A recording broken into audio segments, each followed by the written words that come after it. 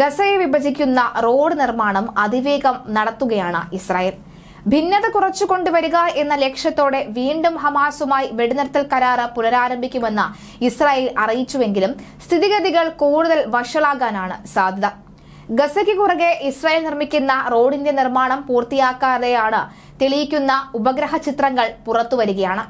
യുദ്ധത്തിനിടെയായിരുന്നു ഇസ്രായേലിന്റെ റോഡ് നിർമ്മാണം.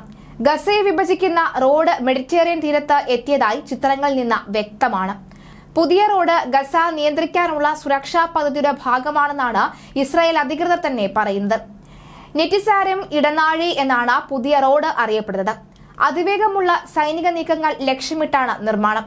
യുദ്ധാനന്തര ഗസയിൽ സൈനിക കടന്നുകയറ്റവും അതുപോലെ ഫലസ്തീനികളുടെ സഞ്ചാരവും തടയുന്നതും ലക്ഷ്യമിട്ടാണ് തെക്കൻ ഗസയെയും വടക്കൻ ഗസയെയും വേർതിരിക്കുന്ന റോഡ് നിർമ്മിച്ചത്. ഇസ്രായേൽ അതിർത്തിയിൽ നിന്ന് ആരംഭിച്ച കടലിലേക്ക് എത്തും വിധത്തിലാണ് റോഡിന്റെ രൂപകൽപ്പന. എന്നാൽ നിലവിലുള്ള റോഡുകൾ നവീകരിക്കുക മാത്രമാണ് ചെയ്തത് എന്നാണ് ഇസ്രായേലിന്റെ വാദം. 3 ട്രാക്കുകളാണ് ഇവിടെ നിർമ്മിക്കുന്നത്. ട്രാക്കുകൾക്കും കവചിത വാഹനങ്ങൾക്കുമായുള്ള ഒരു ട്രാക്ക്, ഭാരം കുറഞ്ഞ വാഹനങ്ങൾക്കും 2ാമത്തെ ട്രാക്ക് അനുവദിക്കും.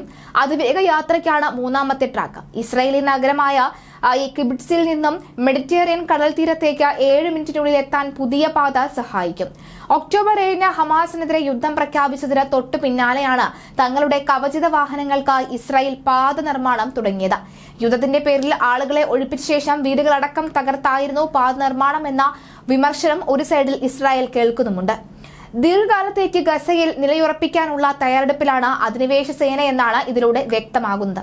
നീണ്ടകാലത്തെ ആസൂത്രണത്തിന്റെ ഭാഗമായാണ് ഈ റോഡെന്ന US ആസ്ഥാനമായ institute for the studies of വാർ അതുപോലെ തന്നെ ക്രിട്ടിക്കൽ ടെട്രിസ്റ്റ് പ്രൊജക്ട് എന്നിവയുടെ റിപ്പോർട്ടുകൾ ചൂണ്ടിക്കാണിക്കുന്നത്.